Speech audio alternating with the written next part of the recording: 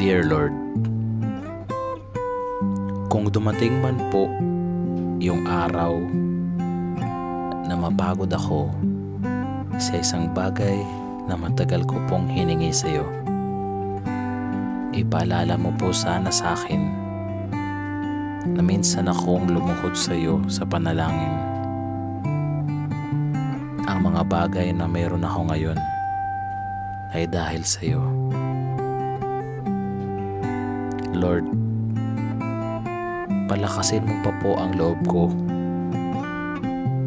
Hindi ko masabi sa mga taong mahal ko na napapagod na ako. Pero magpapatuloy pa rin ako